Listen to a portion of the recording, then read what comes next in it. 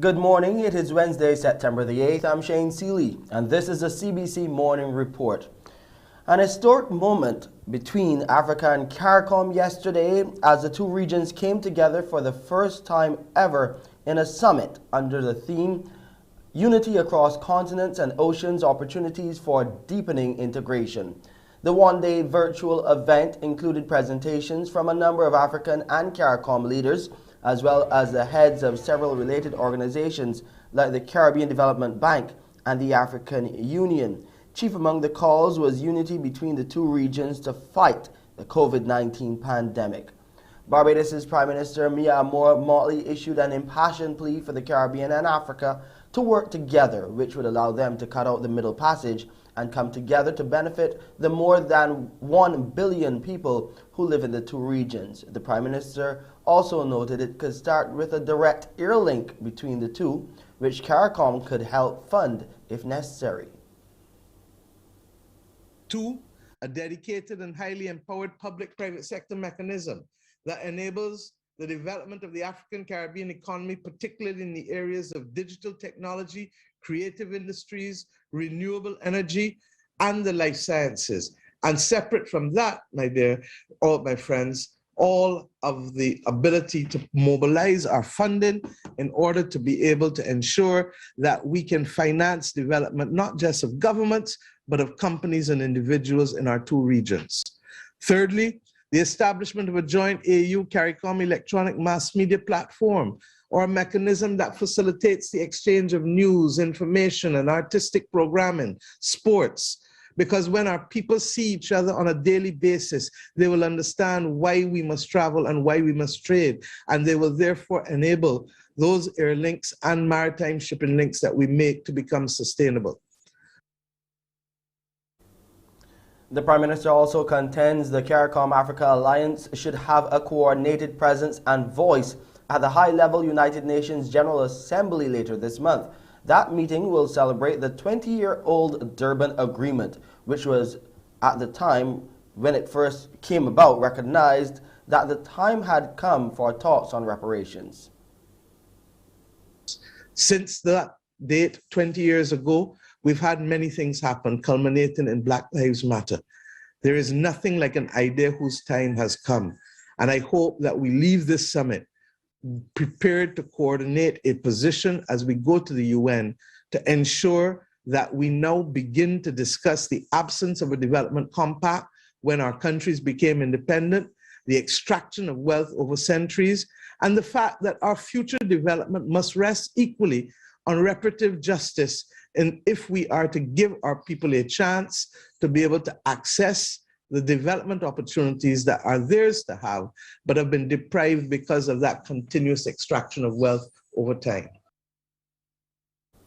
Now, CARICOM's chairman and Prime Minister of Antigua and Barbuda, Gaston Brown, dealt with the removal of visa restrictions between African and Caribbean states. He's also in favor of September 7th being earmarked as Africa-CARICOM Day, and for efforts to ensure the summit becomes an annual event.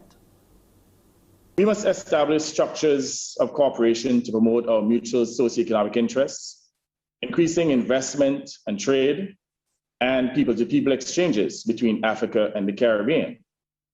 We should resist being pushed to the margins of international decision-making and collaborate on decisions to restructure the global financial architecture and global taxation, de-risking, climate change, the blue economy, sustainable debt, reparations, among others.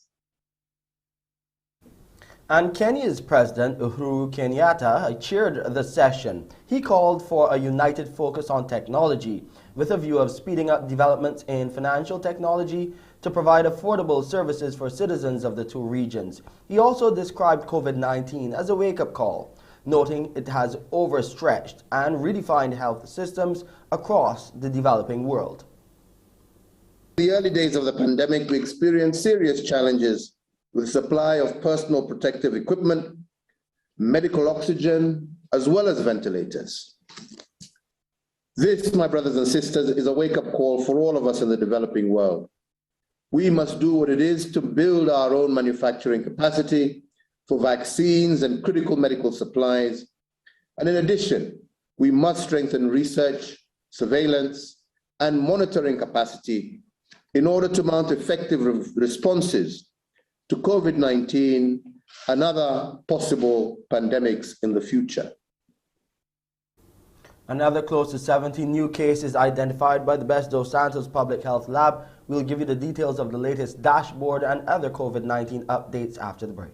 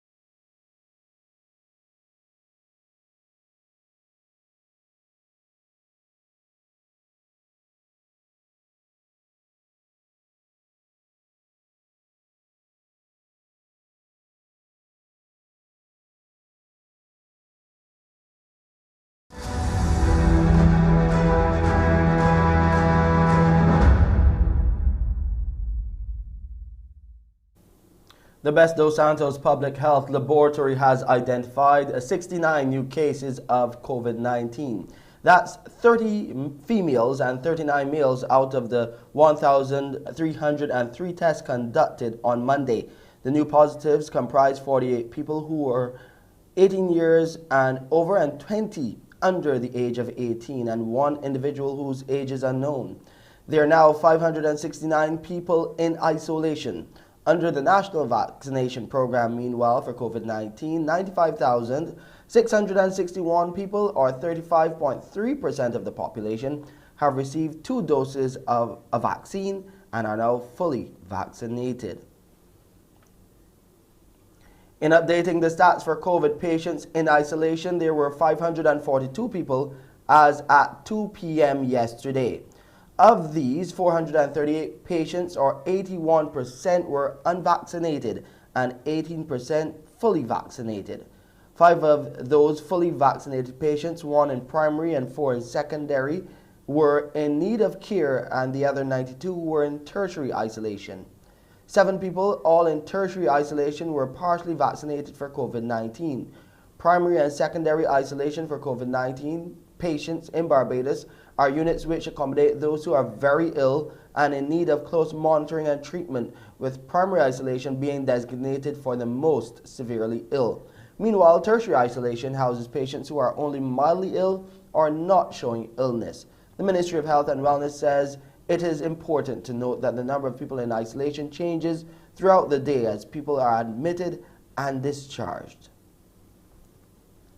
Let's go over to Jamaica now, where the Prime Minister has expressed a disappointment in the number of students reportedly vaccinated against COVID-19 so far. He says only 40,000 have been vaccinated, and he believes a new herd immunity target may have to be set for Jamaica.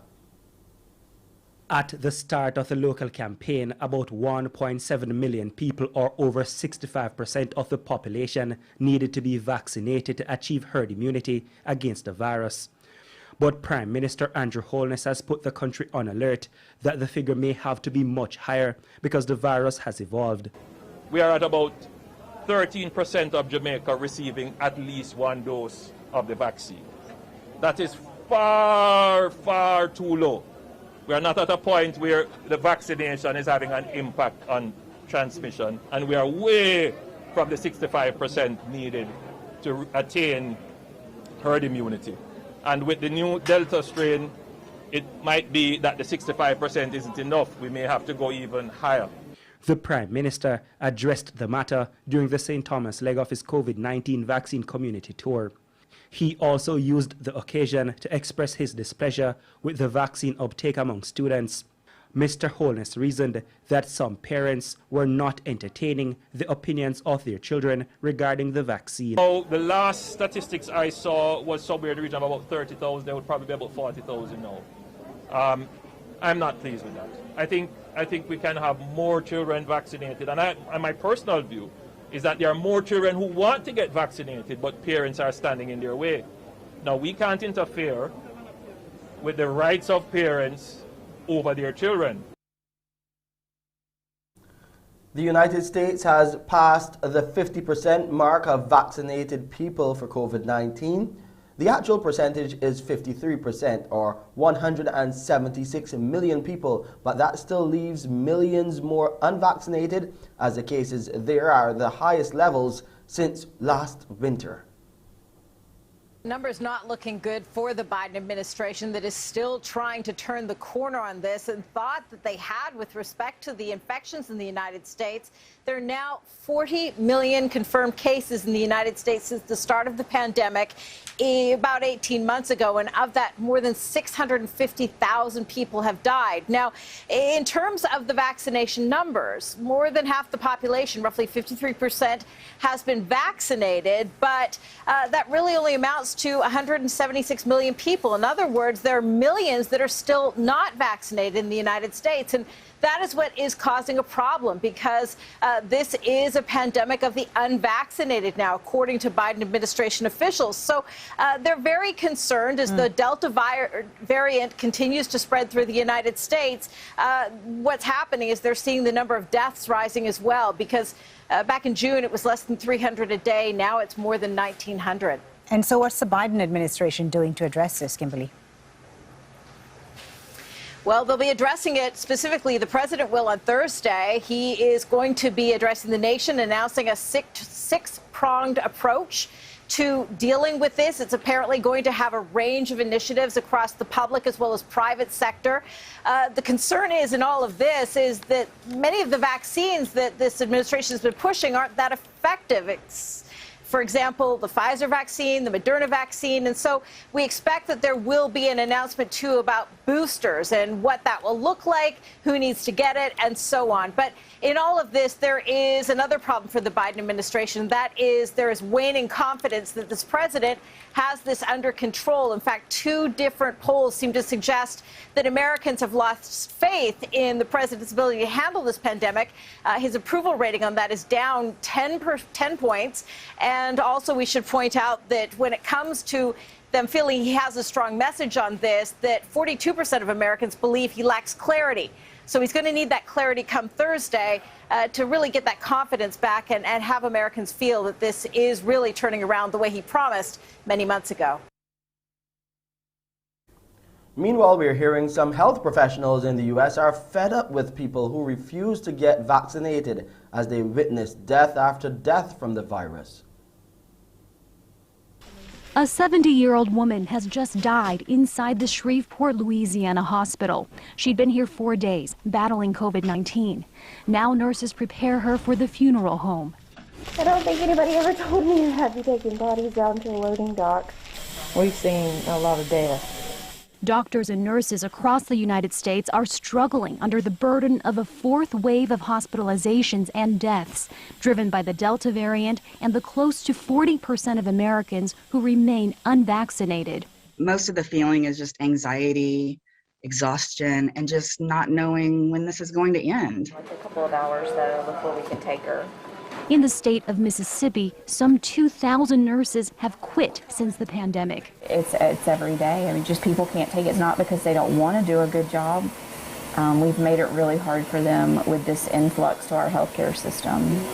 The doctors and nurses in this emergency room are trying to manage 3 times the amount of patients that they saw prior to this surge. That means people are receiving care in hallways and in waiting rooms anywhere they can be seen. The staff here calls this a constant marathon.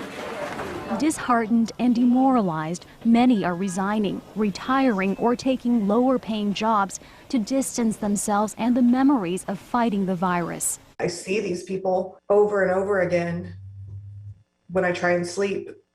This Mississippi nurse has turned in her resignation. To watch this person deteriorate and ultimately die alone in a hospital bed, to watch the culmination of someone's life, I can't take it anymore. Staff shortages in Louisiana hospitals have required some doctors to double up as nurses' aides.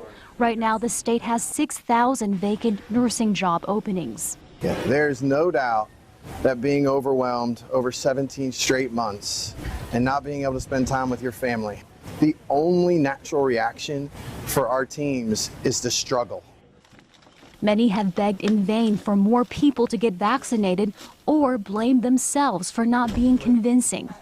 Now some are just fed up and done, while still more, though exhausted and overwhelmed, press on. Let's go over to Pearson now as he sheds some light on the Wednesday edition of Mornin Barbados. So much despair and darkness over the world with COVID-19. Pearson, what do you have for us today? Well, thank you, Shane. We hope to shed some light on a number of things today. We are 25 days away from the start of UNTAD 15 here in Barbados, October the 3rd, but there are a series of pre-conference fora. And so this morning we want to look at one of those forums that will start on Monday coming, looking at global commodities access to a lot of the things that we take for granted. Also today is International Literacy Day, and we'll be joined by some educators who will share with us where we stand on being able to bridge that digital divide. And there's an upcoming forum, a webinar on that as well we want to introduce you to. And speaking of access, children's right to having access to healthy foods. That campaign continues. And so we continue with the Heart and Stroke Foundation of Barbados to take a very close look at that. Just a little bit of what you can see when you join me here on Morning Barbados. It's back to you, Shane. Thank you, Pearson. When we come back after the break, you'll hear the Prime Minister declaring her position on the possibility of any lockdown for Barbados in response to COVID-19.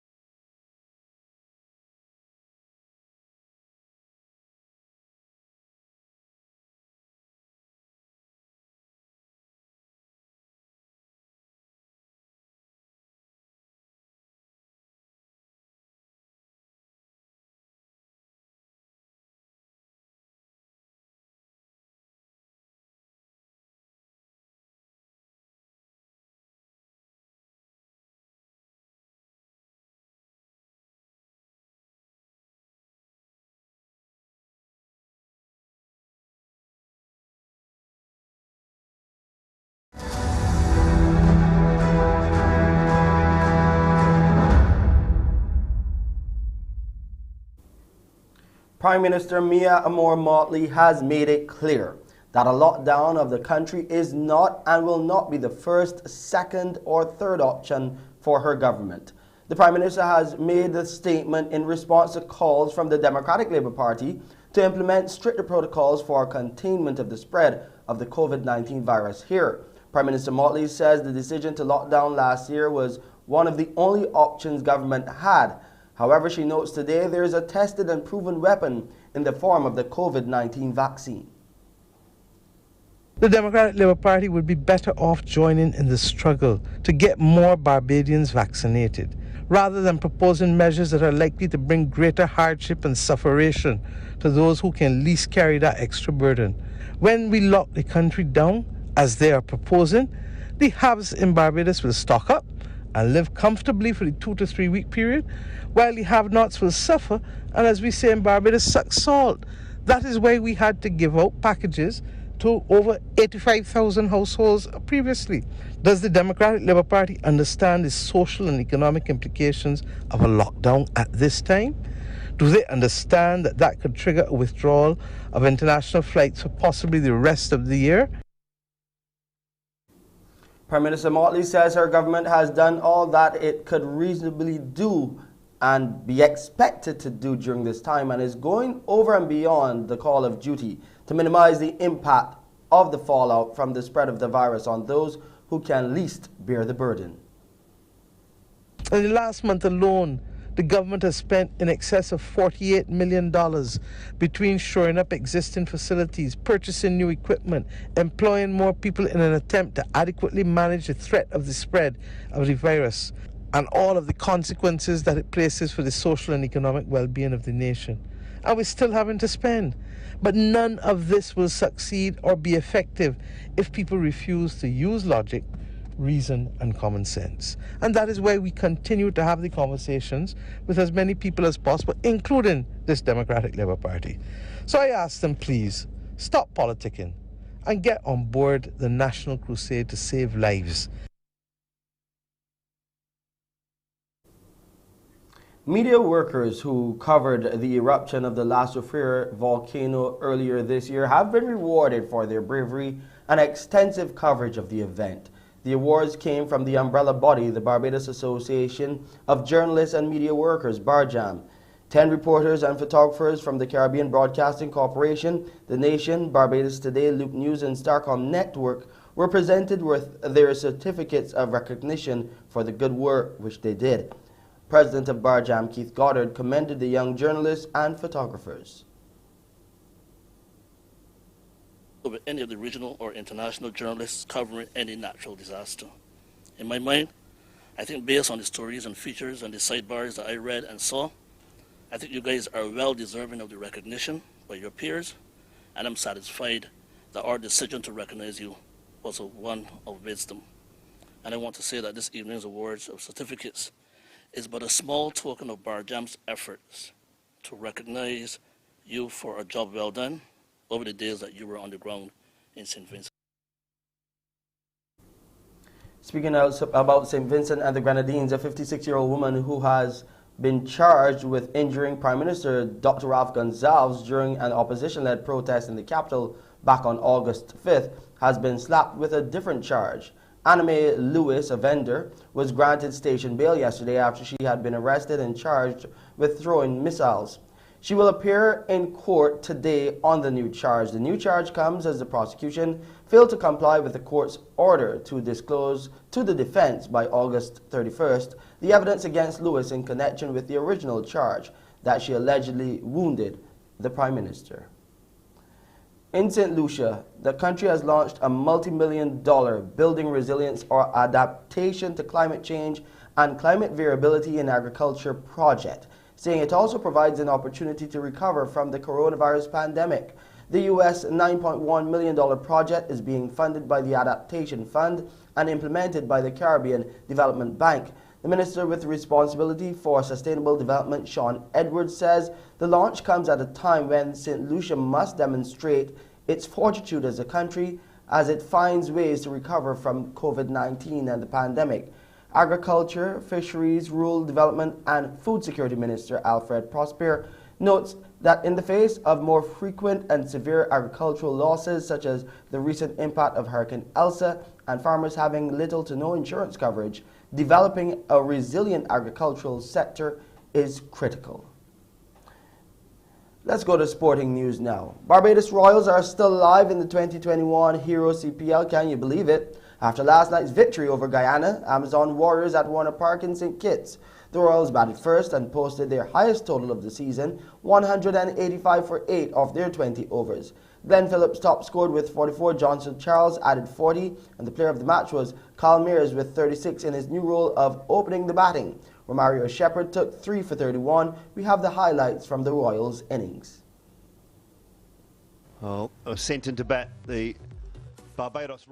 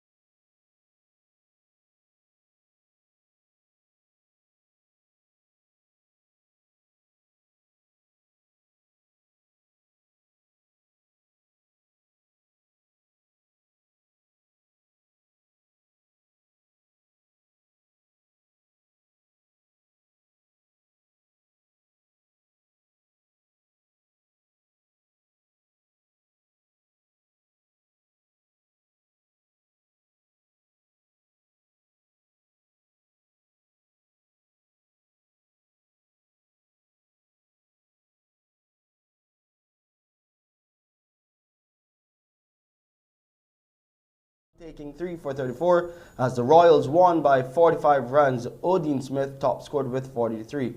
The Royals are still 6th, but they're now on 4 points and still with a chance to qualify for the playoffs.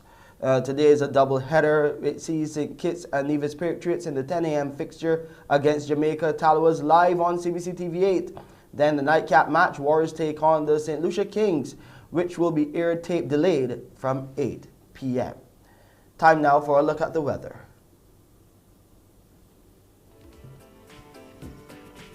It's feeling like 34 degrees Celsius on the outside. It's pretty fair. The actual temperature on the register is 27.3 degrees Celsius. That's what it's saying on the thermometer. The barometric pressure 1012.9 millibars this morning, and those winds are coming out of the east at 22 kilometers per hour.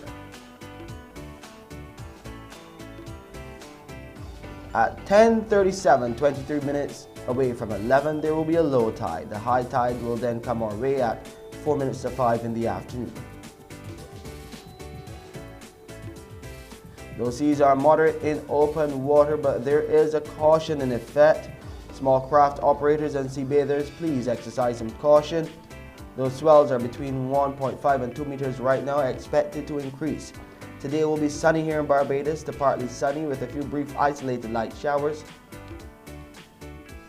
And then tonight it will be partly cloudy with a few brief isolated light showers.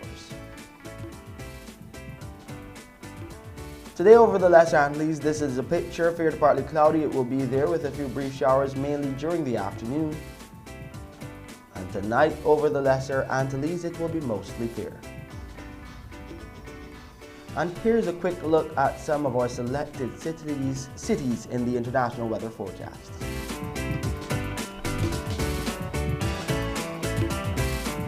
And that's it for this edition of the CBC Morning Report. I'm Shane Seeley. Mornin Barbados starts now. Wake up, wake up, wake up, wake up. Barbados, get up. Good morning. Good morning, Barbados. Good morning. Good morning to you. Good morning. Morning, morning, morning. Good morning to you. Good morning. Morning, Barbados. Good morning.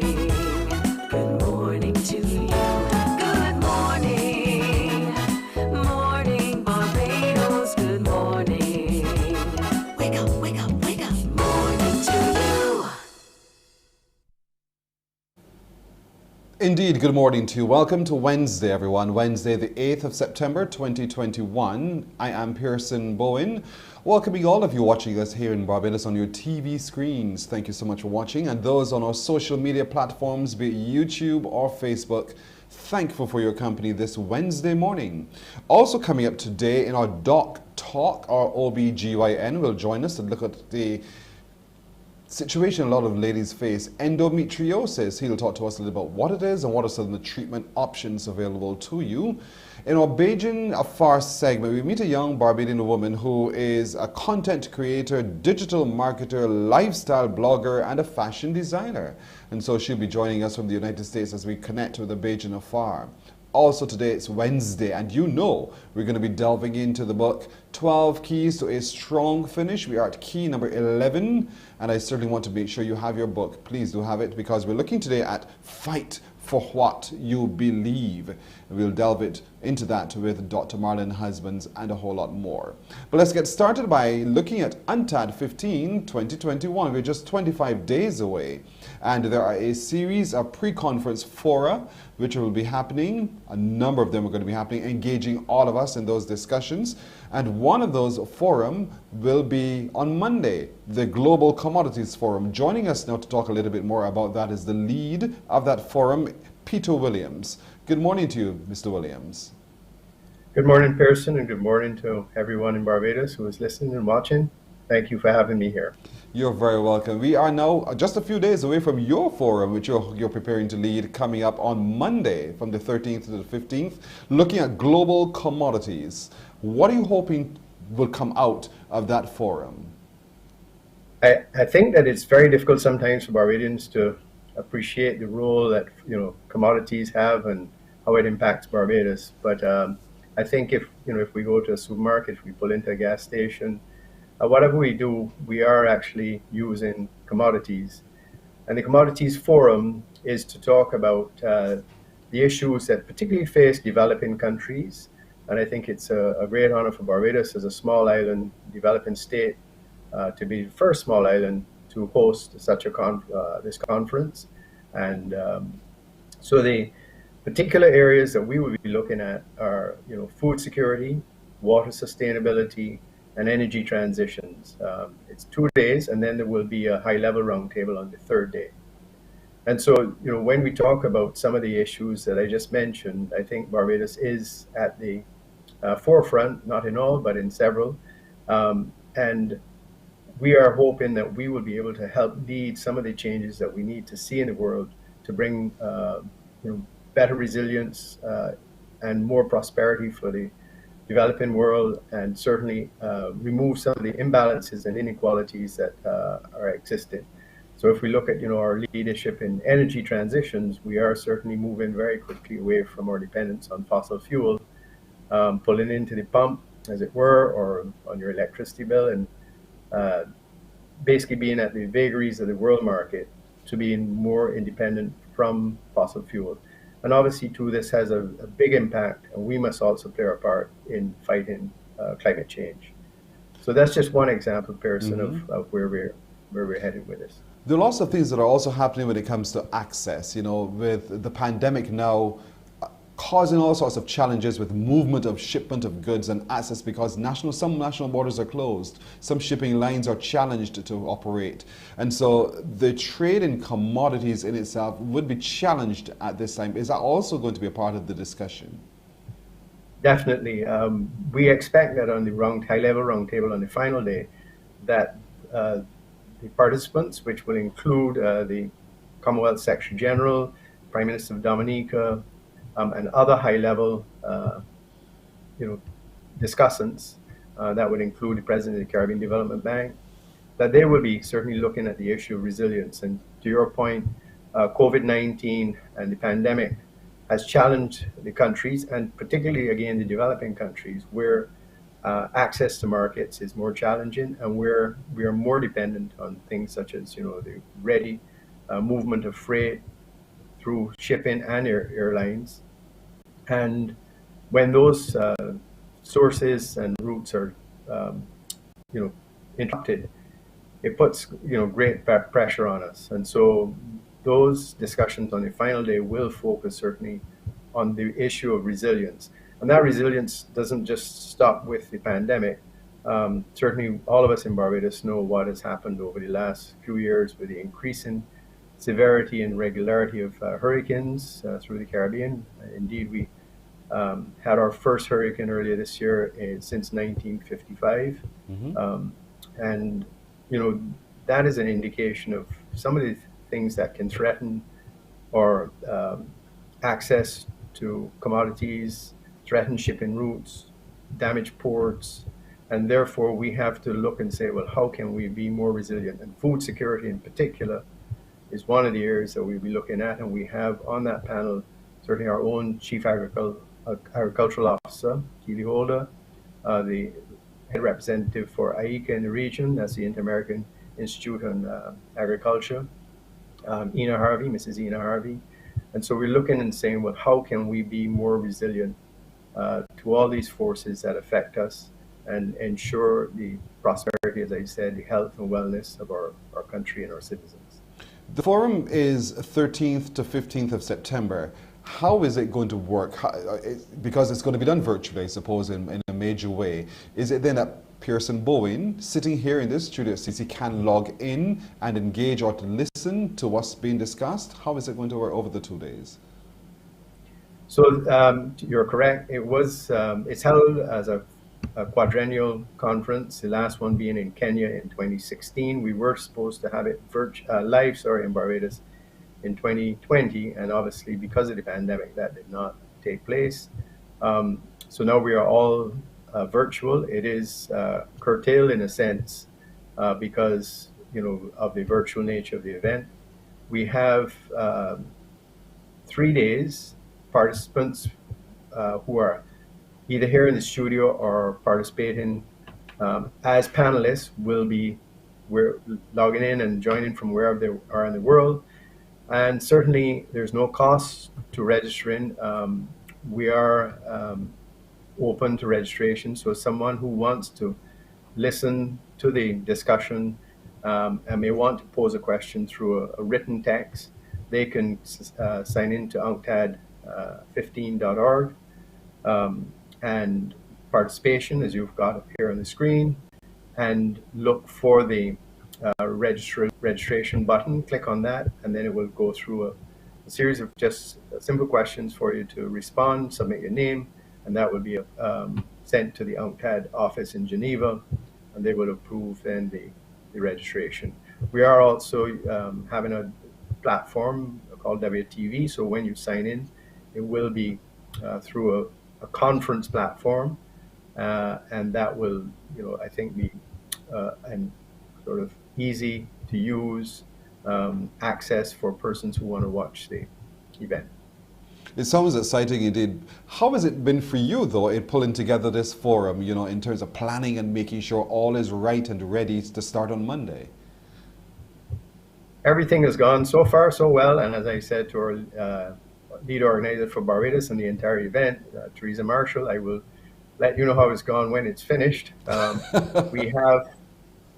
We have a team here in Barbados. I'm working with Carlos Wharton, who has been extremely helpful and effective from the UNCTAD office here, as well as our colleagues in Geneva from the UNCTAD headquarters.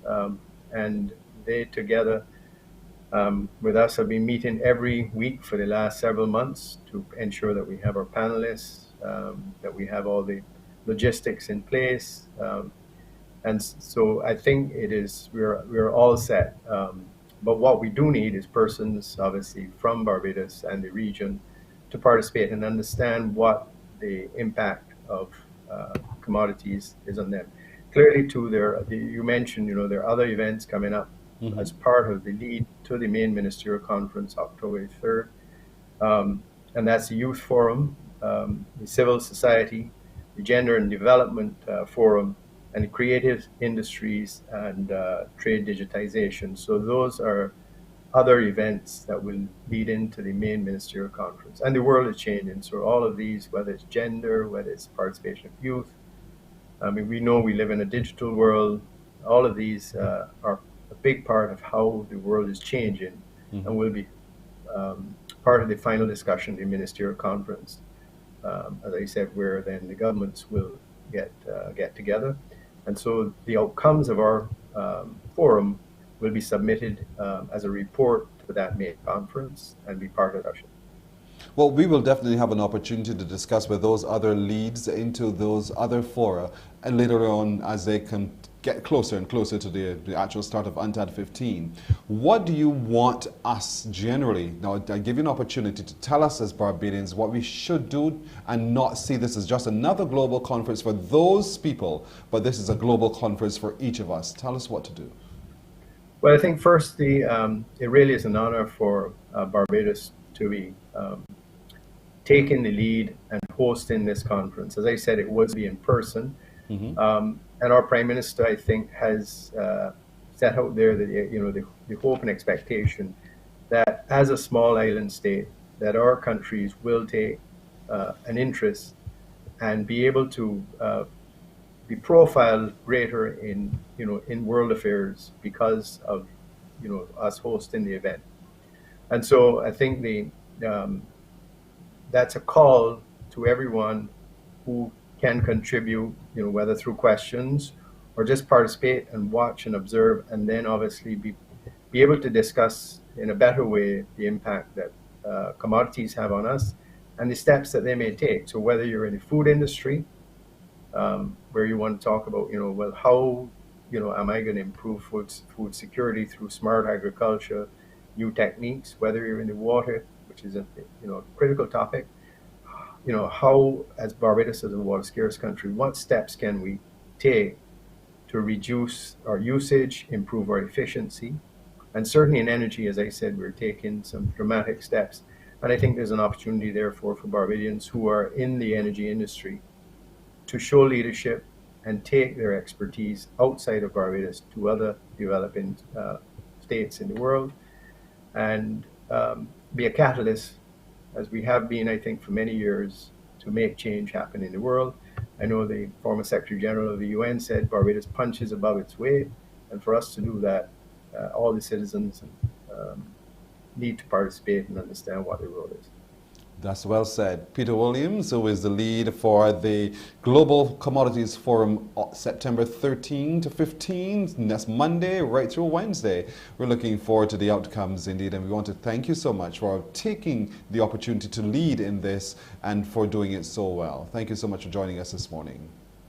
You're welcome, and thank you, Pearson, for having me. Have a great day. You're very welcome. Stay safe, everyone. Likewise. And don't forget, folks, untad15.org/participation is where you go to register for participation. It's absolutely free, but the information is invaluable. So we're hoping that all of you in the many sectors and just anyone at all would participate by signing up for participation today. untad15.org for the upcoming global conference, UNTAD.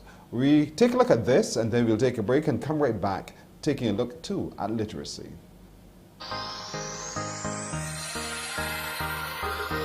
Out of crisis and catastrophe, comes opportunity. Yeah, for real change in the world economy, to reduce vulnerability and inequality. So we coming together virtually to expand opportunities for developing countries. At UNCTAD 15, we're solving trade issues, youth issues and gender issues too. Civil society and creative industries are part of the call to bring prosperity for all. Small island, big ideas, much more than the beach. Small country, big reach, touching the world virtually. We might be small, but proud people, we standing tall. Creative and hardworking, we bring Barbados to you. If you can't come to Barbados, we bring Barbados to you. If you can't fly to Barbados, we take Barbados to you. If you can't get to Barbados, we get Barbados to you. UNCTAD, Barbados welcomes you. UNCTAD 15 Virtual Conference, 3rd to 7th October 2021. From inequality and vulnerability to prosperity for all. Morning, morning, morning. Good morning. Good morning to you.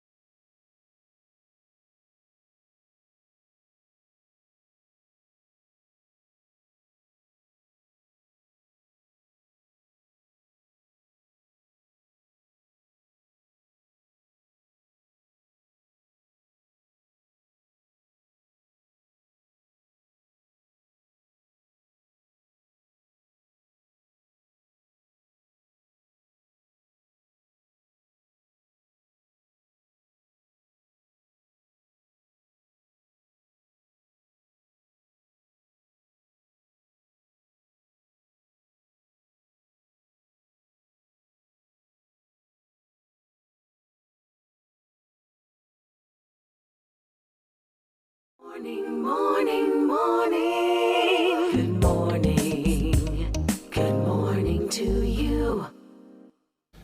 We're 12 minutes now to go to the hour of 7 o'clock. Today is September the 8th. Today is also International Literacy Day, and so we want to take a look at that with the theme Literacy for a Human-Centered Recovery, Narrowing that Digital Divide. Joining us to take a look at that right now is literary educator in herself, Sandy Field-Kelman, OBE, my friend. Good morning to you, Sandy. How are you doing? Person. I am on top of the world. It's oh my never goodness. today. Looking down on creation. That's right. I love it. And also with you this morning is Alison Murray, who is an education consultant as well. Alison, good morning to you. Good morning, Chris. Good morning, Sandy. Thank you so much, ladies. Listen, y'all could call each other after. Just kidding. All right. So today is International Literacy Day with the theme Literacy for a Human-Centered Recovery, Narrowing the Digital Divide.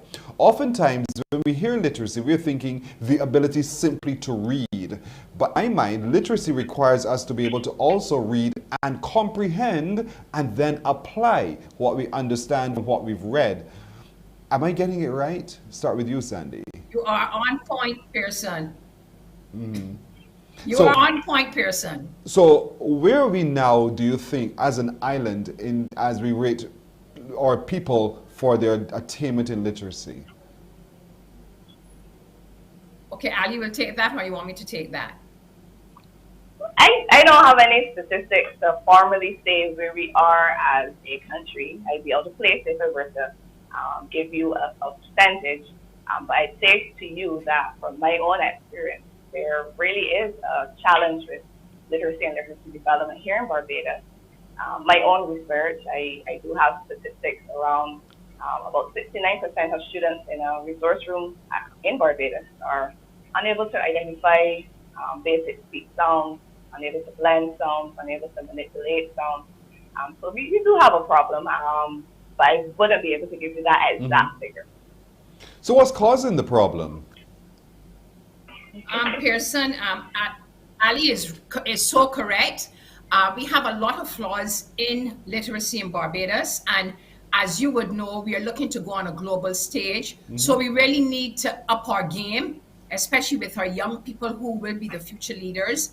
However, when we say that we have these flaws, we are finding that too many children are unable from ages 5, 6 years old to read. And when we notice these inefficiencies when they're like 10 and 11, 12, 13, 14, 15, 16. And that poses a lot of problems even when they have to do numeracy, because to do numeracy, mathematics and so on, you need to have the ability to be able to be literate. So we don't have the correct statistics. I have my own, because through my business and through my teaching, I have formed my own statistics. However, I think it is necessary that our authorities look at telling the public what the statistics are, because I think, Pearson, when we were growing up, we heard it was 99%.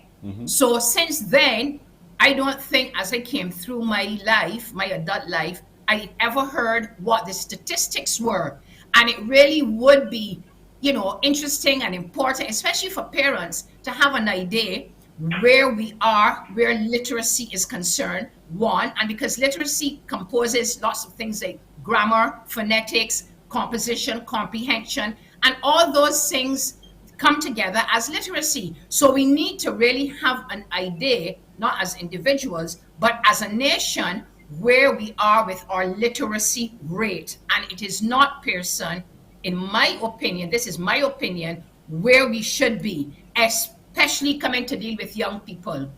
What I do not understand, I must tell you, is when we go back to what you would have said, Alison, and you, Sandy, as well, when we were 5, 6, 7, we were able to read. As far as I could see it, everybody around me seemed to have been able to do so. But yet today, we're facing these challenges with children being able to understand the phonics, to be able to comprehend what they've read, to recognize the word to begin with. And why? What happened to cause that deficiency? I don't yet understand. Who can either of you explain it to me? Well, I can speak from an early childhood education angle. Let Ali speak to that too. Pearson, if you do not get these young children from an early age and give them the cognitive, the motor skills, all of the basic oral and verbal skills, you tend to find that that child will have issues later on. When I was going to school, I was taught to read the West Indian Reader, and I think so with you too. Yes. And we were able to manipulate, and we were able to read and understand, because reading is comprehending what we read. So we were able then to take that text and express it. So I think the problem starts in the younger minds of the children, because if you start with the young children and give them inculcate those fundamental skills where literacy is concerned, speaking, verbalization, articulation, you will find that that child will be much better off as that child goes through primary school and on to secondary. So that is the issue, and that issue is not like when we were growing up. It is, I mean, far more grave. Yes. Alison, what's your view? All right, so to build on what Sandy shared, so you have a child perhaps entering primary school who may have some deficits. And then, of course, we know that our public schools are going to be focused on that big test at the end of the day. And so that curriculum is going to be focused on getting them to master certain concepts, but perhaps not giving as much attention as should be given to some of those fundamental sounds and concepts for literacy. So then what happens, Pearson, is they move through primary school. The students who best learn the way that teachers are teaching, they're going to be fine. But then the students who are not quite able to navigate the instruction that's being given to them, we call it fall through the cracks, but they end up literally falling through cracks. And they go on to secondary school, Pearson, and it is as if you get all of the children who would have fallen through all of the cracks at the various primary schools at secondary school, trying to be so careful. And then when they're at secondary school, Pearson, at our public general education schools, you are being prepared for what? The CSLC and CSEC. Yes. So here you have a situation where you have content area teachers who are trained to teach science, to teach Spanish, but they are being faced with children who would have had deficits from as early back as infant A, infant B. Infant B is so critical in the lives of our students. So when that foundation is shaky, it just follows our students all the way through the secondary school, and many of them are not able to catch up. And and then they end up here with me. And so we have those challenges as well. We see them in the workplace as well. But the question then is, what can we do? And I know today, Sandy, there is an activity that's going on, a webinar that's coming up. So we begin to arrest this and to be able to provide parents with the opportunity to stimulate their children to make the change. Tell us what's going to be happening today. Okay, this evening at 6 o'clock, I don't know if you have the information there that you can show, but we have a webinar this evening conducted by retired Dr. Patricia Saul, and we have quite a few people. We can hold at least 100 people, and we have quite a number of people who have registered. But that program this evening are tips for not necessarily parents. It can be for anybody. It can be for you too, Pearson. Tips on growing your reading, especially for parents at home, to help their young ones. Okay, and a lot of parents really need to get on board, because I think it is a triangle. It's parent, teacher, and child in this whole setup and this whole scheme of things with literacy. Because if you have a parent who really knows his or her own, expertise and have that kind of the delivery of literacy and English and reading, you would tend to find that communicating skill at home is much easier. And a lot of parents do not see the importance of delivering the ability to teach and read to their children. Every child should be read to at least, Pearson, at night. I don't know if when you were growing up, my mother read to us at night for us to go to sleep. And that resonates with a child, because remember, everything starts in the womb. So as a child develops, if you sleep with that every night, okay, that tends to resonate with you as you get up and do your daily chores. So it is very, very important in our world, more so today with COVID, where a lot of inadequacies have come to the fore, and literacy is, to me, taking the cake. In other words, that's the one that we really need to get back to basics with our young people. Because when I have people who come to me to fill out forms, and personally they cannot fill the forms out because they're not comprehending what's written, either they cannot write. Remember, handwriting and being able to write is also a deficiency. So if you can't write and if you can't read, what do? You throw your hands in the air. So it is important that our young people right now adapt those skills, even if you are not great at geography, French, and the other academics. If you are literate, you can really and truly go to, the sky is the limit for you. Indeed. So books are so important. Yes, this is digital, the digital world, but I still do think manually you should help and inculcate and encourage. Everything is about encouragement and support. So I really do think a lot of parents need to get on this webinar this evening. And Pearson, our Barbados Association of Reading, which Alison and I belong to, we do a lot of things besides Literacy Day for the community. And sometimes, I know it's COVID, but a lot of things can't really happen physically, but we do a lot of work for the Barbados Association of Reading, and I want to big that association up.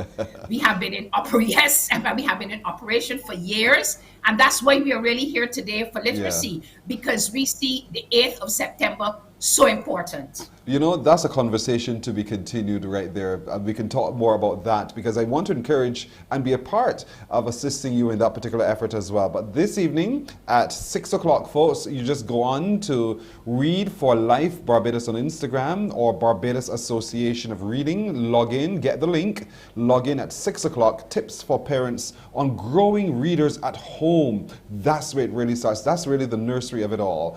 Joining then retired principal of Erdeston Teachers Training College, Dr. Patricia Saul, as she shares on that very important subject today, International Literacy Day. I want to thank you. There it is, the books. We could talk about that another time, Sandy. Another time? These will give away books, Pearson. Okay. Yes, another time. Sandy Field Kelman, the much. OBE, joining us this morning along with our good friend Alison Murray, who is one of the distinguished teachers in Barbados. Thank you so much, ladies, for joining, and I really hope everybody joins in on this webinar this evening at 6. Have a good day. Thank you, Pearson. You're very welcome. We'll take a break here. When we come back, the news. Morning, morning, morning. Good morning. Good morning to you.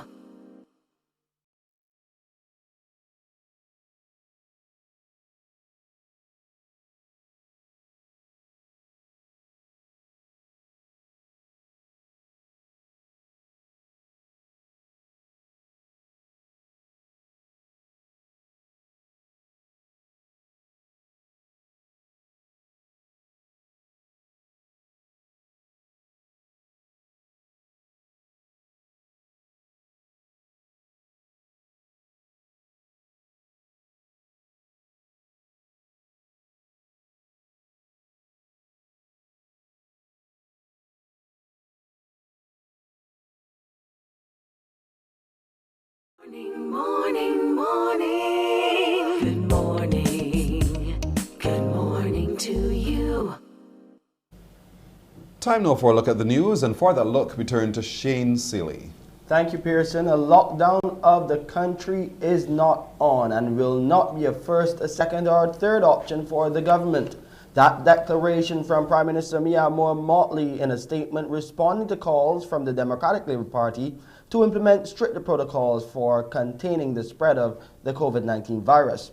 Prime Minister Motley says the decision to lock down last year was one of the only options available to government at that time. However, she notes today there's a tested and proven weapon in the form of the COVID-19 vaccine.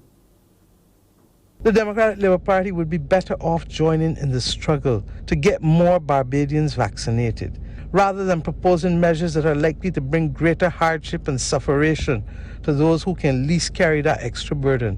When we lock the country down, as they are proposing, the haves in Barbados will stock up and live comfortably for the 2 to 3 week period, while the have-nots will suffer and, as we say in Barbados, suck salt. That is why we had to give out packages to over 85,000 households previously. Does the Democratic Labour Party understand the social and economic implications of a lockdown at this time? Do they understand that that could trigger a withdrawal of international flights for possibly the rest of the year? Looking at the latest dashboard, 69 new cases of COVID-19 identified. That's 30 females and 39 males out of the 1,303 tests conducted on Monday. The new positives comprise 48 people who are 18 years and over and 20 under the age of 18, and one individual whose age is unknown.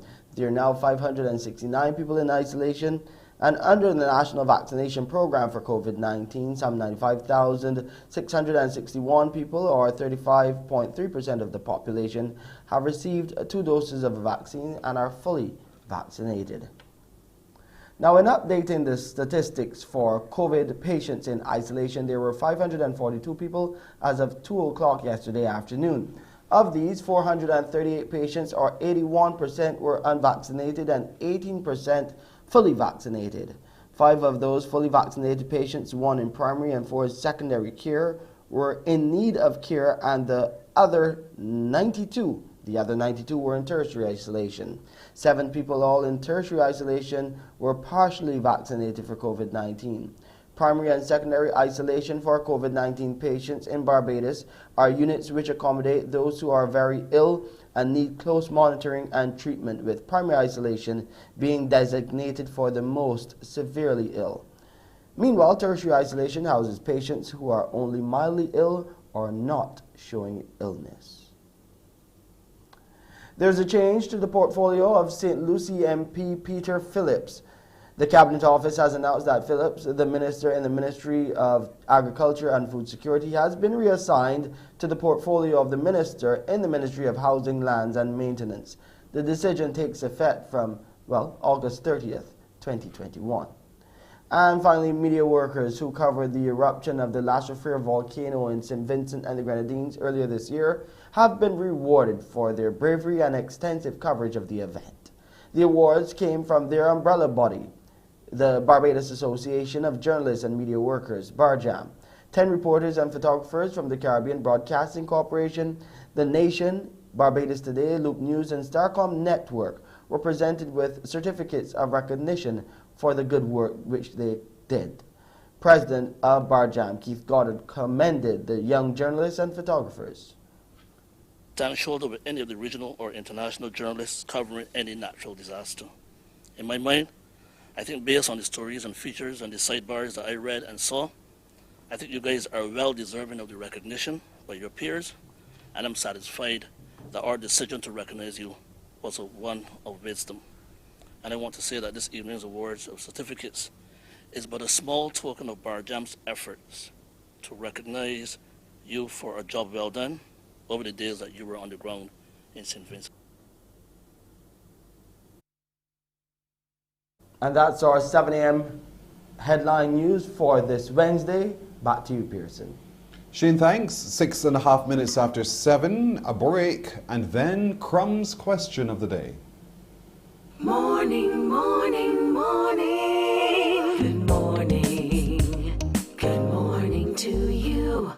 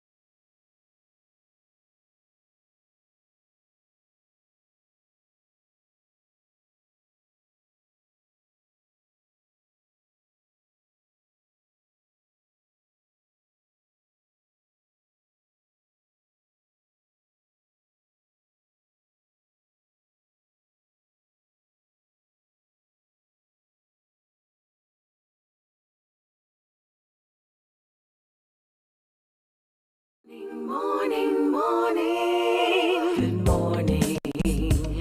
Good morning to you. It is 8 minutes now after 7 o'clock. Time for you to give me a call on 228-5562 or 228-5563. The only numbers to call to answer today's Crumbs question of the day. 228-5562 or 228-5563. The question today is, when was the former Prime Minister Owen Arthur laid to rest? When was the former Prime Minister Owen Arthur laid to rest? 228-5562 or 228-5563. Of course I would ask you where you're watching us from. Of course I will have a conversation with you. So of course we expect that. So 228-5562 or 228-5563. When was the former Prime Minister Owen Arthur laid to rest? Good morning to you. Hello. Yeah, good morning. Laid to rest today. Good morning. Good morning. Hi, where are you watching us from? Barbados. St. George. You're right. The first instance, Barbados for real, is St. George, Barbados. What is your answer for me, sir? August the 14th. When? 2020. What year? 20. August the 14th, 2020. You sure? Yeah. Are you certain? Yeah. What makes you so certain? We had to do that for an assignment. Ah. What school do you go to? Harrison College. What form are you in? I get into full form. Oh, you're in third, moving into fourth form. Did you do well in your end of term exams? Yeah, I did all right. Not as well as you would like, right? No, not really.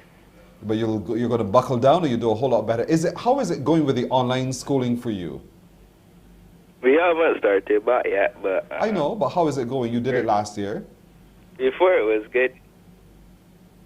And you're hoping it's even better this time around? Yeah, hopefully. Hopefully, indeed. You are... Well, by the way, what can you tell me about Owen Arthur? What do you know about him? Well, he was the Prime Minister of Barbados, the former Prime Minister, and... Well, I don't remember much, but... No problem. That's your assignment between now and the time school starts again, to know a little bit more about former Prime Minister Owen Arthur. But you're absolutely right, Mr. Young Man from St. George. August the 14th, 2020 was the date on which the former Prime Minister Owen Arthur was laid to rest. Congratulations. Do not put down the phone. Stay right there. We're going to take some more information from you, because we're going to pass that information on to Crumbs Bakery. And Crumbs Bakery will call you to make arrangements for you to collect your delicious delights. Baked products, all from Crumbs Bakery. Remember, there are many locations across the island. So well done. He's absolutely right. We're going to take a break, and when we come back, there's much more on Morning Barbados. Morning, morning, morning. Good morning. Good morning to you.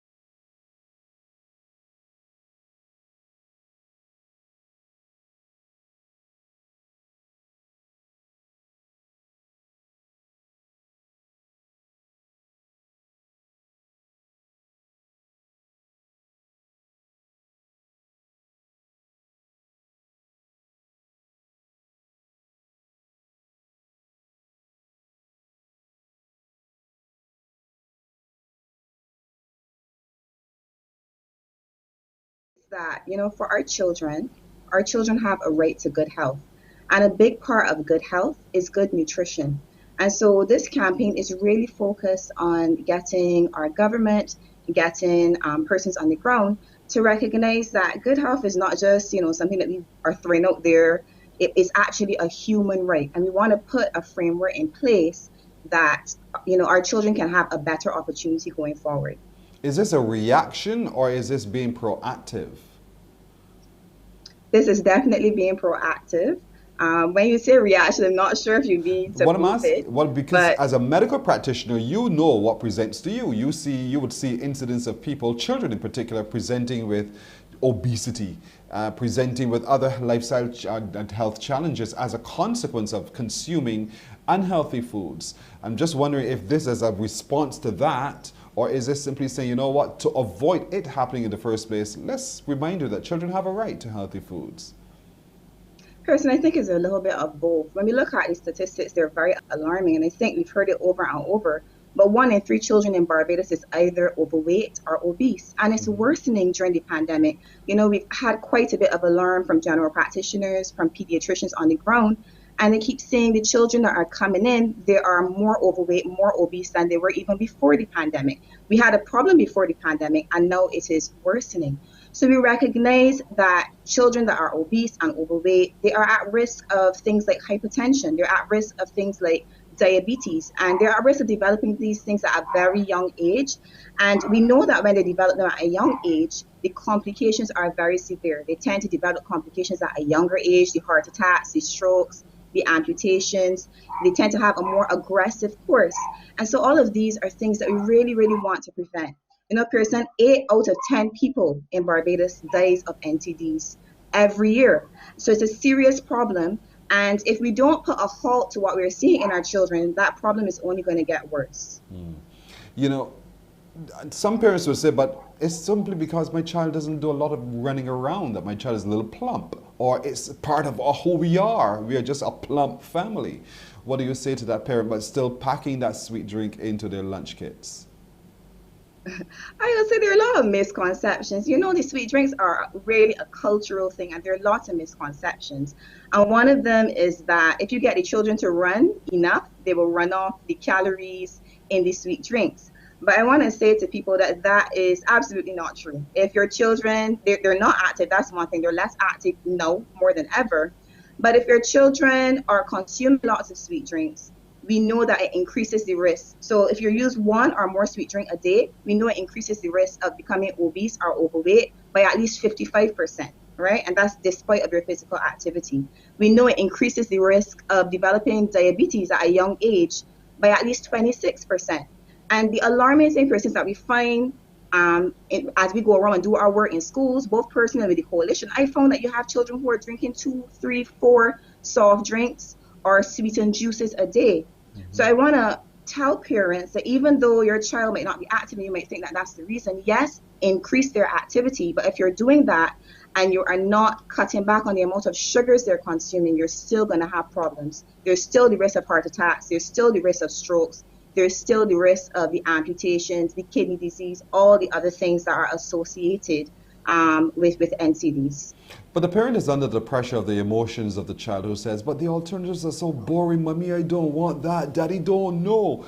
And so you're then left with, all right, have one.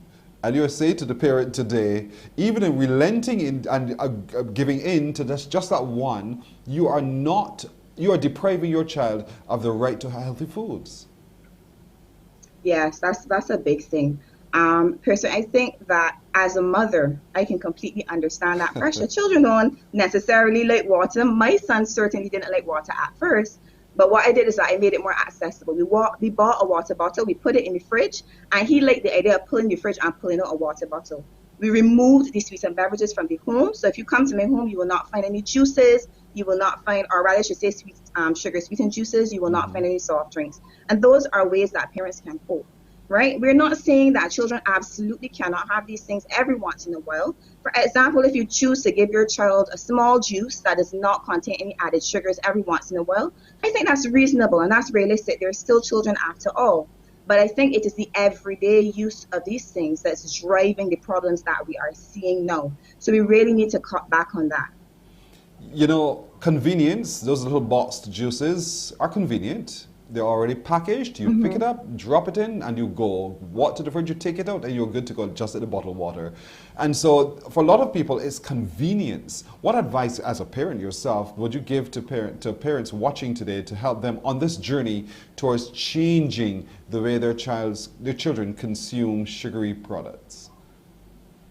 I am so glad you brought up the issue of convenience. Because, you know, when we make things more available, we automatically make them more convenient. And so we definitely need an environment that is conducive to healthy living. So we need to create that in the home. So I advise parents, invest in a good water bottle and a juice bottle. And it just takes some planning. I remember when I was younger, my mom used to mix her own natural juices at home with very little sugar. And she would put up juices for us for the week. So if you want to plan for over the weekend, that is always an option, so that you don't have to rush every morning to look for something for the child. You can just pop it out of the freezer and put it in the lunch bag and send them. The other thing is that in the schools, because we know that a lot of parents are busy, and when the children go back out, one of the things that we are really calling for is the removal of these sweetened beverages from the school. Again, if it's convenient to get them, that's what the children will get. And so we know that if we're able to pull these sugar sweetened beverages, whether it be the soft drinks or the juices from the school, and make healthier options available, that's one less thing for parents to worry about. You can know that if you give your children money, that the options available are healthy. And we were so pleased to hear the ministry working on the healthy nutrition policy. It's something that we want. It's something that we know 95% of Barbadians, or 92% of Barbadians support. So we're so pleased to hear that here. We know that there's going to be gradual movement because you have to get people used to change. But one of the first things that we are imploring our policymakers to look at is the removal of these sugar sweetened beverages in schools. Because like I said, there's a direct relationship between overconsumption of these things and the development of the complications, the long-term health complications. You know, I like the campaign, the right to healthy foods, and if you frame it within the concept that you're depleting the child of the opportunity to the right to healthy foods, it's a societal swap out completely, because the child is going to walk into a fast food restaurant, the child is going to walk into a convenience shop at gas stations, they're going to walk into their grocery stores and see these things. But you would want, I suppose, to have all of us who operate those spaces to say to the child, as we would with alcohol, this is not for you.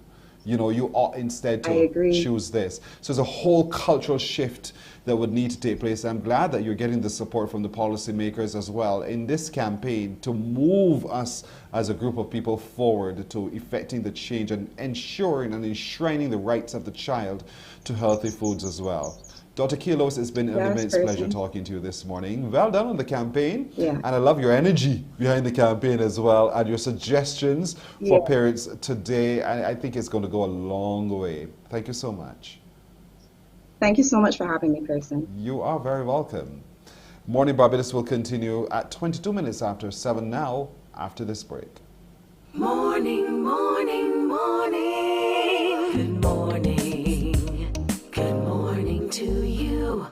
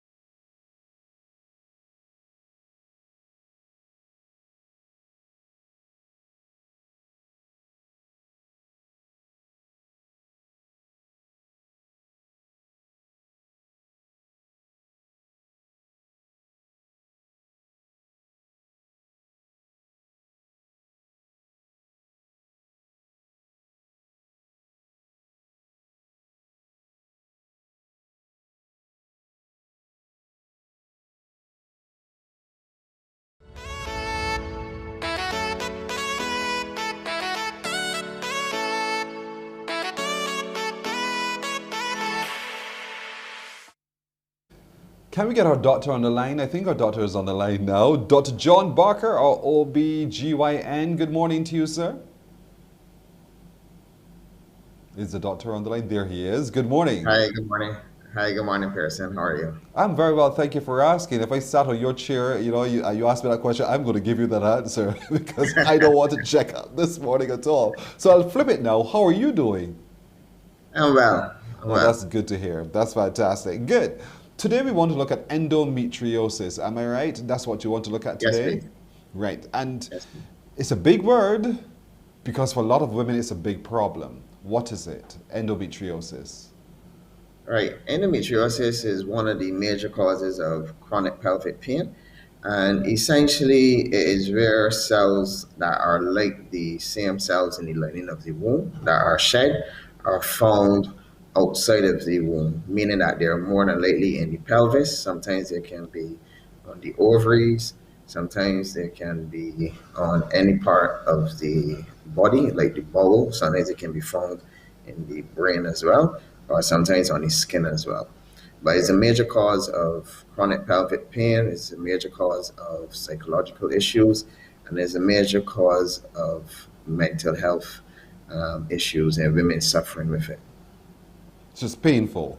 What predisposes a woman? Is there anything that predisposes her to facing endometriosis? Well, there are different theories in relation to women having endometriosis. Some are like congenital, like having issues with the genital tract, so you get like back flow through the tubes, and as a result, you get the endometriosis being spread like that. Sometimes it just starts from the actual cells itself. But the problem with it is that every month you get like an inflammatory reaction, which then causes scar tissue. So sometimes it will then destroy or disrupt your tubes, your fallopian tubes, and as a result, it will cause fertility issues. But the major cause is pain due to this scarring and inflammation. So she presents to you saying, I have pain, I have this flow issue, and so forth, and you examine. How do you go about investigating what's causing that kind of complaint? Right. So in terms of the major history would be this dull, constant pain throughout the month, which might get worse with the periods. Sometimes they can have painful intercourse, but it's important to rule out other causes. Like say, if you get him bloating, constipation, and diarrhea, which can have an overlap with irritable bowel syndrome. But essentially, when we examine, sometimes the examination might be completely normal, or sometimes on internal examination, the person might be very tender just behind the cervix, which is in the posterior fornix. This would indicate that there is some issue with the support of the womb, because that's one of the more popular places that you can find it. Sometimes you can do an ultrasound scan, but the ultrasound scan will not pick up the pelvic endometriosis. Sometimes it will pick up like ovarian cysts, which are called a special type, which is called an endometrioma. And this is on the left-hand side of the picture, whereby you see like a black circle. That's what we call an endometrioma. And when we did the laparoscopy, it's on the right side. So the big right thing in the middle is the uterus. And if you see on the right-hand side, lower like 5 o'clock, there's an ovarian cyst there, and that's called an endometrioma. So that would just get bigger and bigger, and sometimes, most of the time, it will interfere with fertility as well. Now, in relation to laparoscopy, which is the major way how we diagnose it, because sometimes we can suspect endometriosis, but the problem is that we then have to diagnose it, and to accurately diagnose it is for laparoscopy.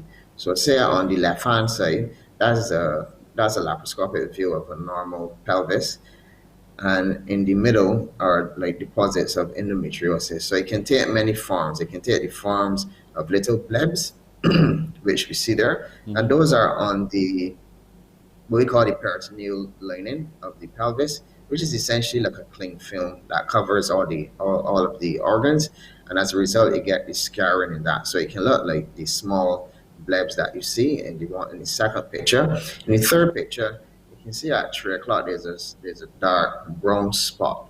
Yes. So that's endometriosis as well. And then the one on the very right, you get like these blebs again, and those are on the pelvic side wall inside the tummy. So what do we do now? What do you do when you pick all of this up? Right. So essentially, there are two main modalities. There's something called ablation, whereby you use like electric current to actually buzz the spots. But the problem with that is that if you have deep endometriosis, it only destroys the surface of the endometriosis. So what happens is that it doesn't destroy the deep one. So what I would recommend is excision of the endometriosis, whereby you actually cut everything out in relation to the diseased tissue. This tissue will then regenerate, and as a result, the patient will have tremendous relief in terms of pain. Sometimes they may not have any pain at all, or sometimes they will say that the pain is tremendously less than what it is. It'd be more complex surgery, for argument's sake, if the endometriosis encompasses like the bowel and the bladder, and that is essentially in the remit of a multidisciplinary team, which will involve either the lead gynecologist or a colorectal surgeon and or a urologist, depending on how complex the lesion is. So the actual surgery for endometriosis can be from very simple to very complex because of the reality of sometimes you can get some serious complications from severe endometriosis. So that's why we do it in the context of a multidisciplinary team. And are these solutions to the problem, or are these just partway mediation of the problem? For instance, at the end of this excision, would she not have that problem again? Right. What we try to do is remove all the diseased tissue. Now, in relation to anything that you do, there is a chance that the disease could reoccur, and this is like about 5% of people. But what we do is when we excise the tissue, we then put the patient on hormone therapy to prevent secondary recurrence, which is different. Because if you just treat a lady with hormones before any surgery, what it does is just decreases the endometriosis, but it doesn't actually remove it. But if you get the surgery, once you remove the endometriosis, we then give you hormone therapy to prevent secondary recurrence. And this actually decreases the incidence of recurrence. Are there any side effects or reactions from use of the hormone treatment? As with hormones in the body, it all depends on which ones we use. So if we use medication like Zoladex, which is a GnRH analog, and that's a big word, but essentially what it does is runs you menopausal, so you may get menopausal symptoms, but we give you ad-bac therapy, meaning that we give you some estrogen hormones to help prevent the menopausal symptoms. Other hormones that we would use would be like the pill, or sometimes we can use Depo-Provera. Sometimes when you use Depo and all the what we call progestogens, you can get like breast tenderness. Sometimes you can get irregular periods as well. But in relation to the overall side effects, they are manageable, and we can give alternative treatments in relation to the different side effects that some women may actually suffer from the hormones. Periods of recovery now, because having done the excisions, having done whether it's major or minor surgery, how soon thereafter is she able to get up, get going, and live a normal life again? Right. We do laparoscopic surgery. So laparoscopic surgery is recommended for endometriosis, and the reason being is that the recovery time is quicker. Now, when we ask patients how is the pain in relation to what they were suffering before, some can tell you immediately afterwards that the pain has gone. And in relation to getting their lives back, in terms of surgical wise, usually within 2 weeks, they're usually back more or less to normal. And that's physical. Some of the psychological burden is actually relieved as well, because at the end of the day, these are people in chronic pelvic pain for a while. Sometimes they could be dismissed by everyone around them, doctors included. And for the first time in their lives, they are very happy and they're not in pain. That is for a lot of women today, no doubt. Great news to hear that all of this is possible and your recovery can be very, very short and live a life of little to no pain thereafter. Dr. John Barker, obstetrician, gynecologist, thank you so much again for joining us this morning in our Doctor on the Line segment. And I want to wish you all the best, my friend. Same to you. Thanks for having me. Thank you so very much. You're very welcome. Okay. 26 minutes now to 8 o'clock. Morning Barbados will continue with this book. Get your copy. I don't want you to miss it when we begin to discuss key number 11, 12 keys to a strong finish. Stay with us.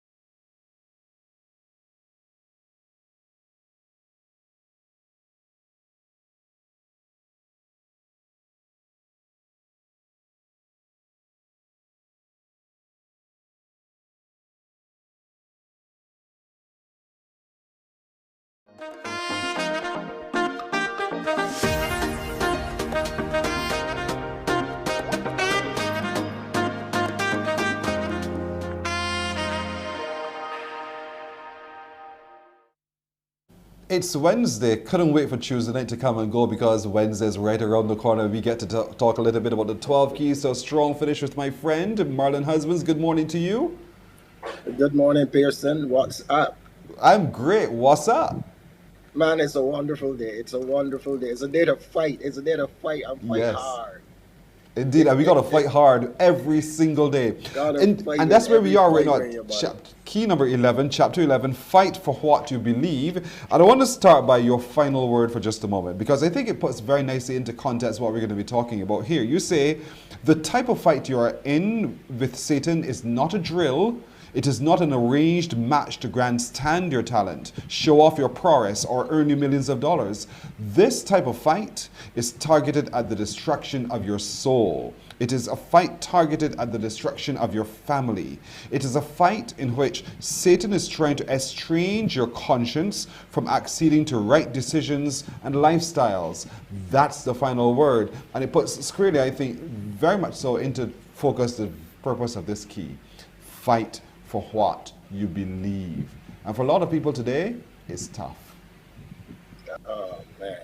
You see, the whole the chapter itself really comes on the precedent that life is not fair. Mm-hmm. And there's so many people who believe they have a rites of passage to life, to the good things of life, to the favors of life, to the way people treat them. But the reality is, if you start with this mindset, life is not fair, then you're going to rearrange your expectations. Yes. And your expectations will not become unrealistic. So you will work with what you have. You'll be prepared to work with what you have. Now, we have to fight. We have to fight when we feel hard done. And so many times we feel hard done. Mm-hmm. If we don't fight, those who are in unfairness will continue to do so. And that's the precedent upon which we must understand life. If I believe that life is a Rolls Royce, then I'm gonna believe in bare luxury. Yes. And then when something happens to upset my upper car, I'm gonna be thrown off. I'm gonna be staggering. I'm not gonna be sure what to do. But if you go through life with this understanding, you know what? I have to fight for what I need. I have to fight for what is deservedly mine, instead of just sitting back and waiting for people to do me favors. And once we put that in perspective, then the challenges that come along with it, with life, we'll be prepared for. And that's the tone of this key. With all of that, I'm hearing you to say we must, one, know who we are and why we are, so that we can understand. You use the Rolls Royce reference. The Rolls Royce knows it's a Rolls Royce. It knows it's a luxury vehicle. It knows it can go into certain areas and come through. And so for a lot of people, we waft day in, day out, because we're being blown by everything going on around us. So we're not sure who we are and what we are. Correct. And not only who we are and what we are, but whose we are. Yes. And why we are here. I think those two questions goes along very nicely with that, with the whole aspect of understanding the fight we're in. Whose we are and why we are here. Yeah. It speaks to purpose and it speaks to mission. It speaks to the fact that we know that we are traversing this life with the reality that there's a bigger behind us, there's a bigger in front of us. And no wonder Zachariah said, greater is he that is in you than he that is in the world. And so if we understand those realities, we'll be up for the fight, Pearson. And the reality is that we will always be confronted with challenges that are trying to disassociate us. So how do I get ready for the fight? How do I begin to suit up so that I can fight the good fight? But you know that the key says preparation is king. Yes. and that's something that we must understand. You don't just go into a fight and win. You have to prepare for it. And I would have deliberately done some investigation about boxers, and the boxer was the one who like the determination with the bulldog. The boxer is the one who best depicts for me the fight reality. And so I would have obviously spoken with boxers. I went initially the cover of the book was supposed to be me in a boxing ring and that kind of stuff to carry along the effects. But I while I was then shooting for the cover page, I spoke to some boxers to get some first-hand knowledge and information as to what a fight is all about, when a boxer is prepping for a fight, because preparation is king. And so when we are talking about being prepared for a fight, there are certain things that come into view. One of the things I said in terms of the fight for a fighter, preparation is king. I said a great and victorious fighter never just wins. That's right. You don't just win, Pearson. You don't just get up from your slumber and go into a boxing ring and win a fight. You have to be prepared. Another thing, it says that preparations is king because it develops within the fighter, meaning the person who may be reading the book, the discipline and endurance needed for the long haul, and sets you up for the win. So a fighter doesn't just invest in the now, he invests in the long haul. Yes. And what are the things he has to do to prepare? The first thing he has to look at is his nutrition. You have to look at how you eat because nutrition builds muscle recovery. And I made that point. It builds muscle recovery. So the things that you may be lacking, you need the requisite nutrition. Just like COVID-19, you need your vitamin C to be in, your vitamin A, your vitamin D. You need those build things an immune to system. fight against the virus. And so this nutrition you're speaking of in this fight here now is not the physical food necessarily. You're talking about building our bodies up on the Word of God, understanding what God means, and that the fact that the more we are filled, the closer we get to Him, the closer He draws to us as well. And so we fortify ourselves through our nutrition for this long fight that we're in, because as the boxer would, he's consuming what he needs to build his muscles. And our spirituality, our relationship with God is going to be important as we prepare to go into the fight. Correct, because the fight creates exertion on the body, and how best to rebuild those muscles, but with nutrition. And so we are, every blessed day we wake up, Pearson, we are confronted by an enemy who wants to destroy us. Therefore, you cannot go through your day without energizing yourself with spending time with the Lord, with reading the Word of God, with fellowshipping with people of like minds. And those are things that are critical. And that's what Nehemiah did. You have to nurture your soul. So it is body and soul, and truth is parallel. As it is in the natural, so it is in the spiritual. So the same way I need to make sure I eat. If you were to know how I begin my day, Pearson, you may laugh. I begin my day with warm water, whether it is warm ginger water, warm lemon water, warm turmeric water, or ginger and turmeric. That's how I begin my day every morning. Every morning. And then after that, I do a smoothie. I do a fruit smoothie. I do banana. I do apple. I use sometimes Ensure. I use protein powder. I use the thing that I can't even remember what it's called. I don't know. But at least you fortify. Wheat germ. So you have to put in the requisite nutrients, because my thing is, I don't want to grow old in pain. And I don't want to grow old looking old. I want to grow old looking good. So I'm going to start trying yours, because you're looking real good as you grow old. I'm telling you. Serious. So when you look at the natural remedies, it builds the immune system. Even as we do that in the natural, you have to do the spiritual. And the thing is, Satan doesn't just give up on you because he realizes that this particular day, on the 7th of September, you are sturdy, you're strong, your soul is rich. Let me tell you, he's going to come back tomorrow, the 9th.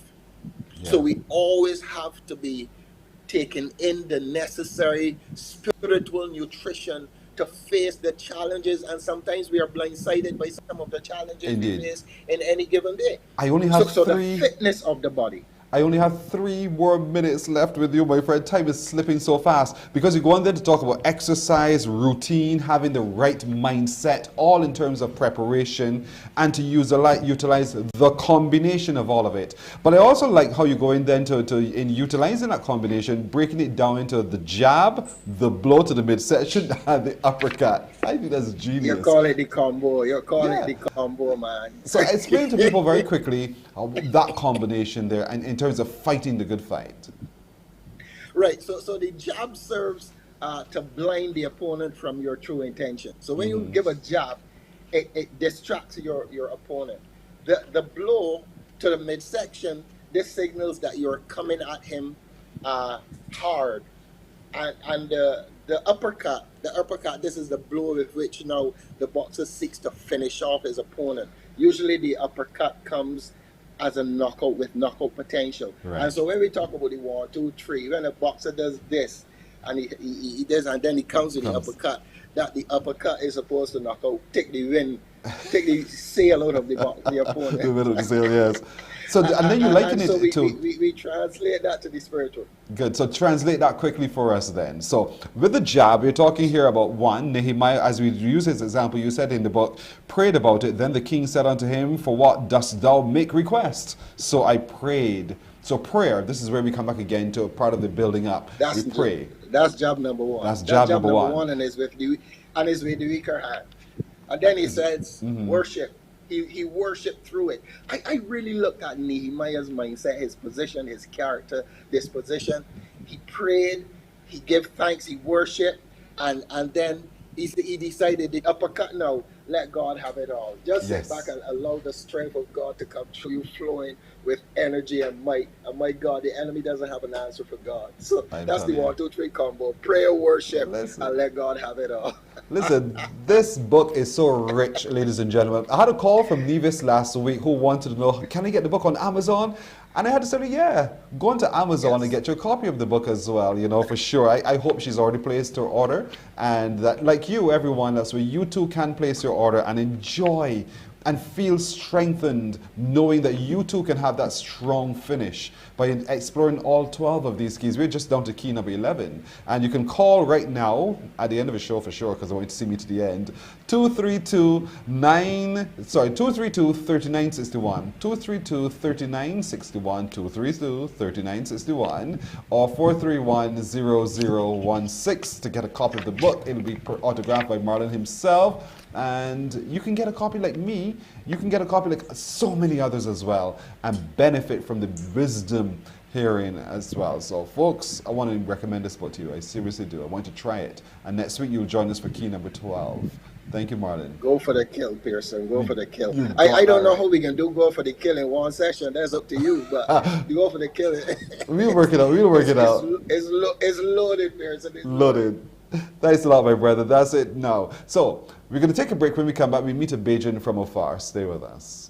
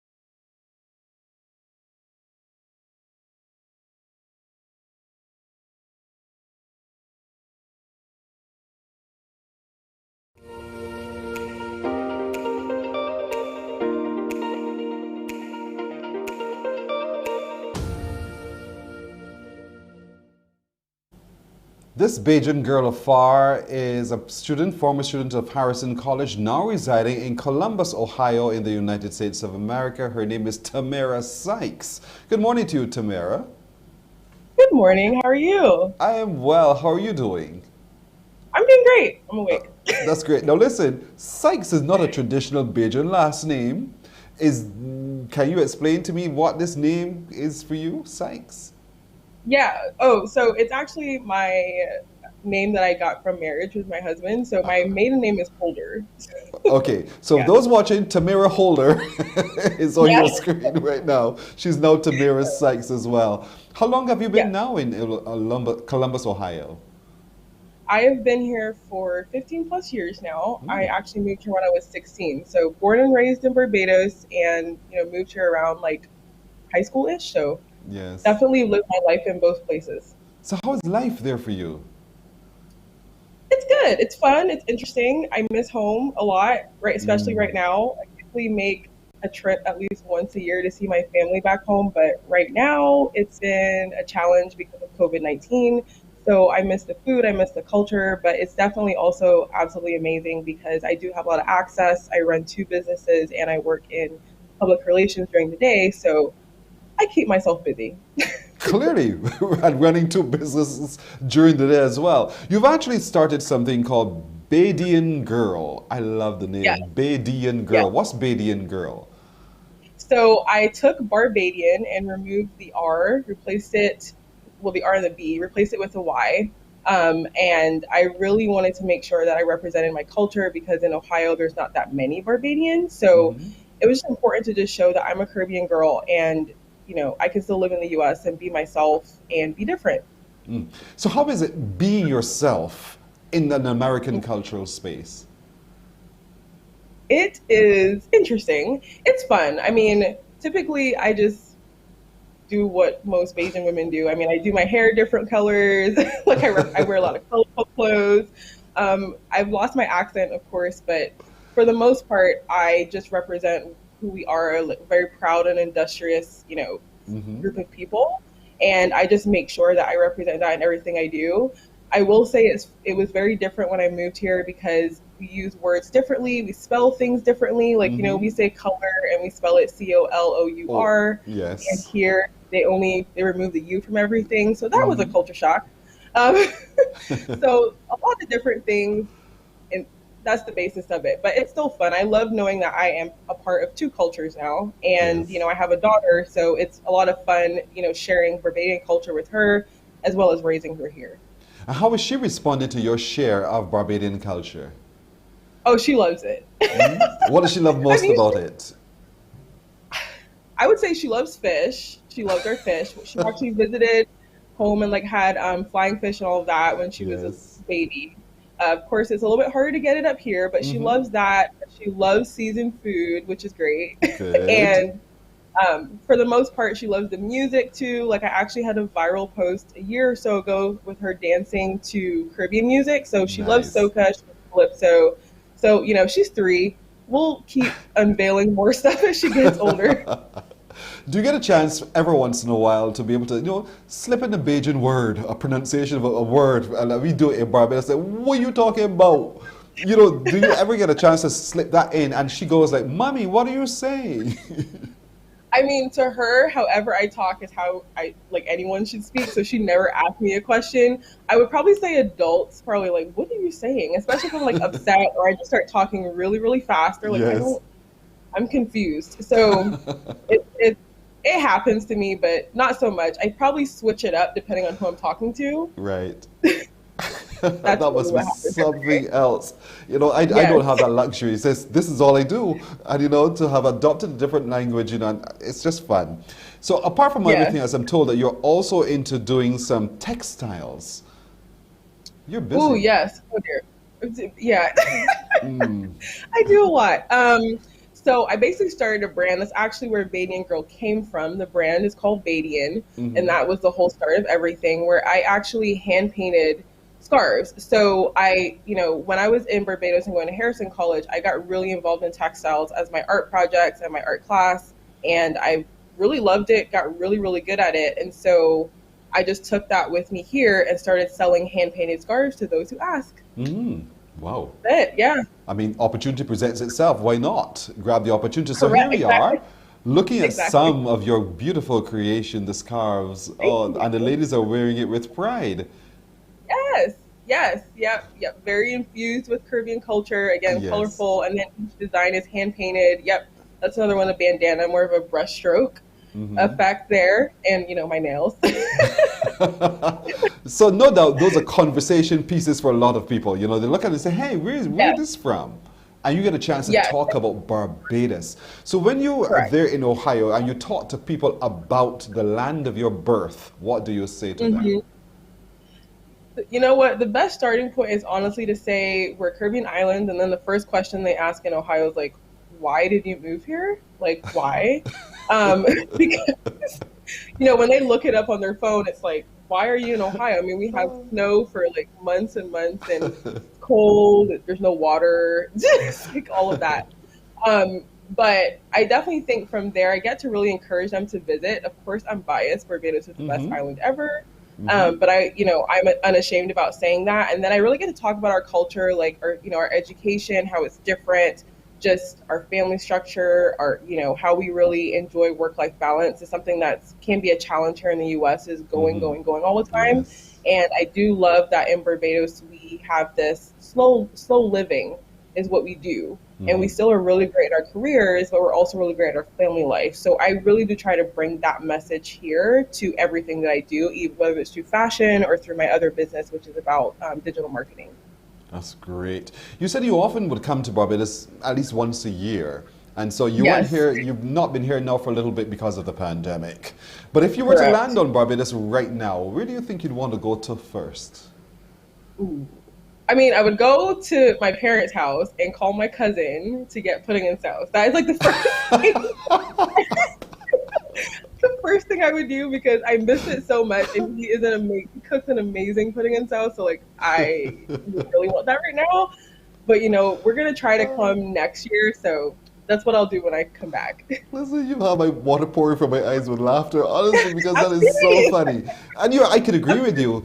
Oddly enough, when our family travels, my niece in the United States, the first thing she wants us to do is pudding and sauce, because it's the one thing that she just can't get while she's there done the Bajan way. Exactly. It's true. I'm with you fully. It's hard to struggle. Tamira Sykes, it has been my immense pleasure talking to you today as a Barbadian living abroad. We're very proud of you and all that you've been able to achieve and you do. And your little girl, she's growing up with part of us in her as well. Yes, we're excited that she wants to be a part of us too. I want to commend you for that and encourage you to continue doing what you're doing very well, spreading the word about Barbados in Columbus, Ohio, and encouraging others to come too. So thank you for joining. Thank you so much. Thank you for having me, and I hope you have a great day. Likewise to you, Tamira Sykes, our Bajan Afar. And that's it for today, everybody. Thank you, too, for joining us. We do look forward to seeing you again tomorrow, should it be God's will. Until then, bye-bye. Wake up, wake up, wake up, wake up. Barbados, get up. Good morning.